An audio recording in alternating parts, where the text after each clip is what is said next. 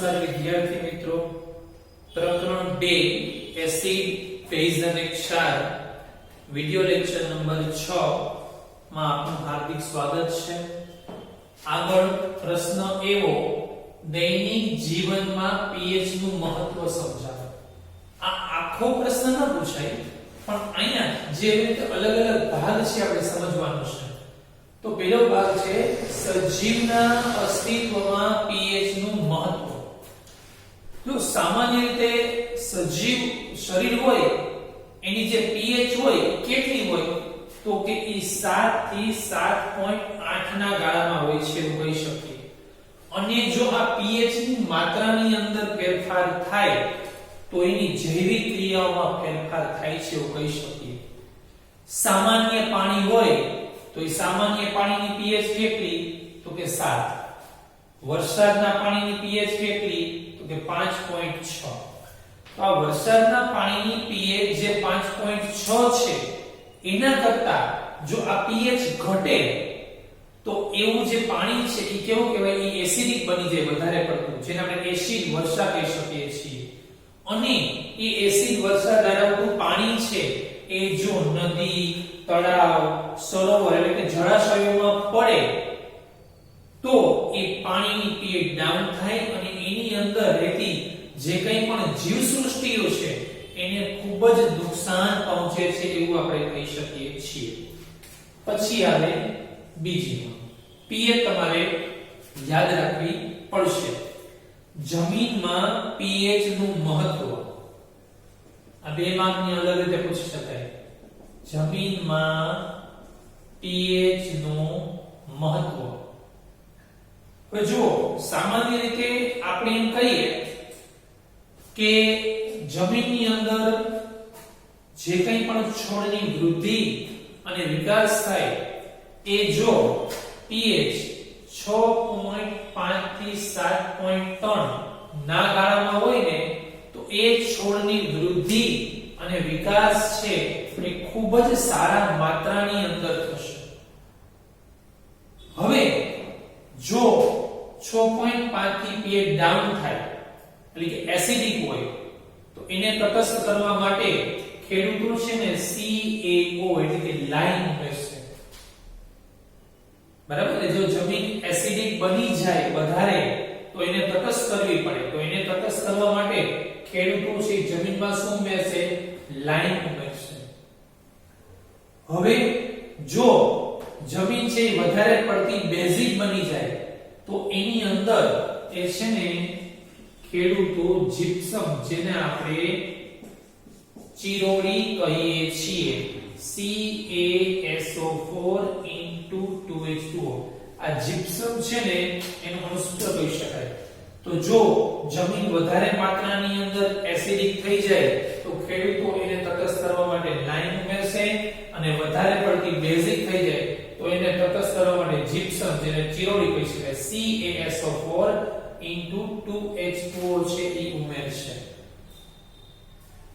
હવે પછી ત્રીજી નોંધ, પાચન તંત્રમાં pH નું મહત્વ. પાચન તંત્રમાં pH નું મહત્વ. આ pH આ રીતે લખવાનું. હવે તમે પ્રકરણ 6 માં એટલે કે જૈવિક ક્રિયાઓમાં પાચન તંત્ર વિશે ભણી ગયા છો કે પાચન તંત્ર હોય ને એની અંદર જઠર છે ને એ ખૂબ અગત્યનો ભાગ ભજવે છે. જઠર ખૂબ અગત્યનો ભાગ ભજવે છે અને એની અંદર જઠરમાં શું ઉત્પન્ન થાય છે તો કે જઠરની અંદર મંદ HCl ઉત્પન્ન થાય છે. જઠરની અંદર જે મંદ HCl ઉત્પન્ન થાય છે ને એ ખોરાકના પાચન માટે ખૂબ અગત્યનું છે. પણ સમજી લો કે ખોરાક ખાઈએ ત્યારે અપચો થઈ ગયો. હવે ખોરાક ખાઈએ અને ત્યારે અપચો થઈ ગયો તો શું? તો કે ત્યારે જો અપચો થઈ જાય ને તો એને ખોરાકના પાચન માટે જઠર વધુ માત્રાની અંદર HCl નો સ્ત્રાવ કરશે. અને જો વધુ માત્રામાં HCl નો સ્ત્રાવ થાય ને તો શું થાય તો કે તો જઠરમાં બળતરા થાય, દુખાવો થાય, તો એને એસિડિટી કહેવામાં આવે છે. તો વધારે માત્રામાં શું થયું? એસિડ ઉત્પન્ન થયું.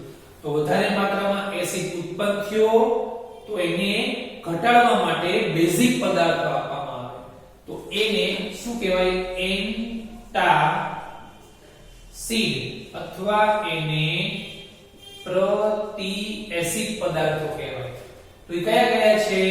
તો કે NaHCO3 આને કહેવાય સોડિયમ હાઇડ્રોજન કાર્બોનેટ અથવા સોડિયમ બાયકાર્બોનેટ કહેવાય. એ બેઝિક પદાર્થ છે. અથવા MgOH આને કહેવાય મિલ્ક ઓફ મેગ્નેશિયા કહેવાય. મિલ્ક ઓફ મેગ્નેશિયા, આપણે મેગ્નેશિયમ હાઇડ્રોક્સાઇડ પણ કહી શકીએ છીએ. જો એ વસ્તુ લેવામાં આવે તો જે કંઈ પણ એસિડિટી છે કેને કારણે થઈ છે? એસિડને કારણે થઈ છે. વધારે પડતું એસિડ ઉત્પન્ન થયું એને કારણે થયું. તો એસિડને શું કરી નાખે છે? તટસ્થીકરણ કરી નાખે છે. તો એસિડને તટસ્થીકરણ કરવા માટે જે પદાર્થો વપરાય એન્ટાસિડ અથવા પ્રતિએસિડ કહેવાય. તમને ખબર હોય તો એસિડિટી થઈ હોય તો ગુલાબી કલર લિક્વિડ ટીકડી આવે છે. ઈ લેવામાં આવતી શું છે? બેઝિક છે. તો એને કારણે એસિડિટી છે મટી જાય છે.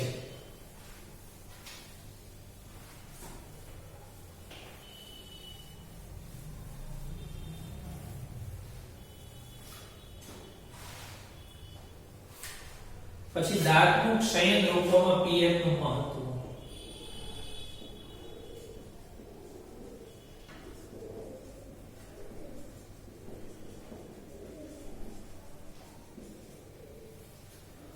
જો સામાન્ય રીતે દાંત હોય ને એ દાંતની પીએચ જો 5.5 કરતા ઓછી થઈ જાય તો દાંતમાં સડો થવાની શરૂઆત થઈ જાય, એટલે કે દાંતનું ક્ષયન થઈ છે એવું કહી શકાય.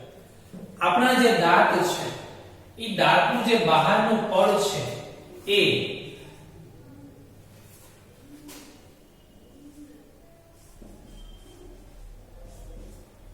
Calcium phosphate Ca3PO4 calcium phosphate નું બનેલું હોય છે. આ પડ છે એ પાણીમાં ઓગળતું નથી, પણ એનું ક્ષયન ક્યારે થાય કે જો pH છે ઘટે, એટલે કે 5.5 કરતા ઓછી થાય. હવે આપણે જે ખોરાક ખાઈએ છીએ, જે કંઈ પણ બેક્ટેરિયા છે, એ બેક્ટેરિયા છે ને એ ખોરાક જ્યારે દાંતની અંદર કણ ફસાઈ ગયા હોય છે, એ બેક્ટેરિયા એનું શું કરે છે? એનું વિઘટન કરે છે. ખોરાકના કણ હોય એટલે સતતનું વિઘટન કરે અને જેને કારણે શું થાય? એસિડ ઉત્પન્ન થાય છે, બરાબર, અને દાંતનું ક્ષયન કરે છે. એટલા માટે જ જ્યારે જમી લઈને ત્યારે છે ને બ્રશ કરી લેવું જોઈએ, જેથી શું હોય કે કોઈ પણ પ્રકારના કણ છે એ ફસાઈ ન જાય અને દાંતનું ક્ષયન થતું અટકે. એટલે કહેવાનો અર્થ એમ છે કે વિઘટનથી એસિડ ઉત્પન્ન થયું તેને તટસ્થીકરણ કરવા માટે, તો કે એને તટસ્થીકરણ કરવા માટે ટૂથપેસ્ટ વપરાય. ટૂથપેસ્ટ કેવા પદાર્થો કહેવાય? બેઝિક પદાર્થો કહેવાય છે. તો એનો અર્થ એમ છે કે એસિડનું તટસ્થીકરણ કરવા માટે બેઝિક પદાર્થો વપરાય છે. છેલ્લું, મધમાખીના ડંખની ઉપચારમાં. મધમાખીના ડંખની અસરના ઉપચાર. તમને ખ્યાલ હોય, કોઈને મધમાખી કરડી પણ હશે. મધમાખી જ્યારે ડંખ મારે ત્યારે એ એસિડ આપણા શરીરની અંદર દાખલ થાય, એટલે આપણે બળતરા થાય, સોજો થાય છે, બરાબર.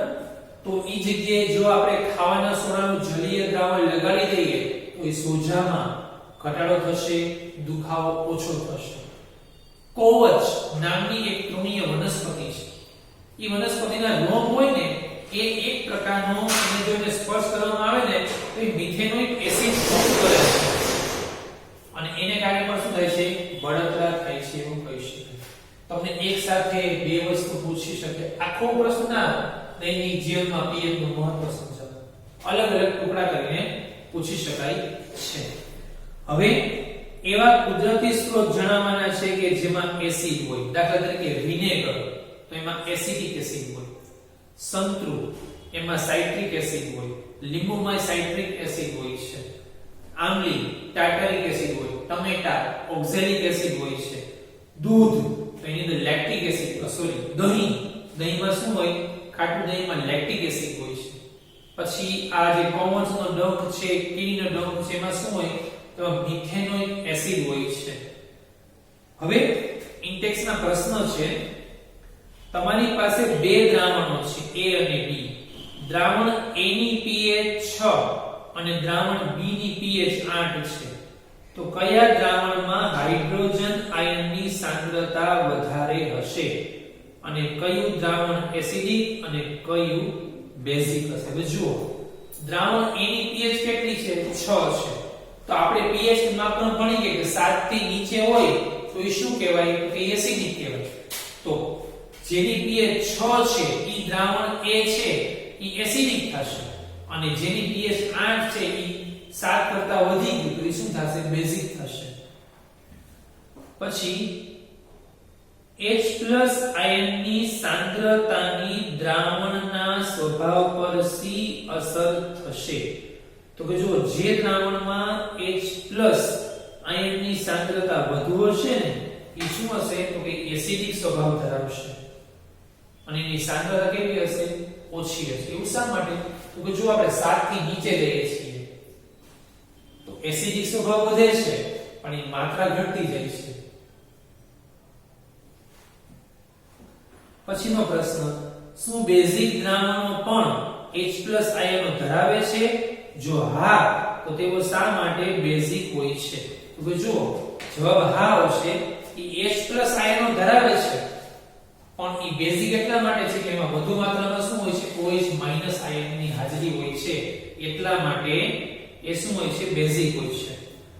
પછીનો પ્રશ્ન, તમારા મત મુજબ ખેડૂત માટીની કઈ પરિસ્થિતિમાં તેના ખેતરની માટીમાં quick line calcium oxide CaO પ્રકરણ 1 ની અંદર બધા આપણે ભણી ગયા નામાના અથવા ફોડેલા ચૂનો અથવા ચાક એટલે કેલ્શિયમ કાર્બોનેટનો ઉપયોગ કરશે?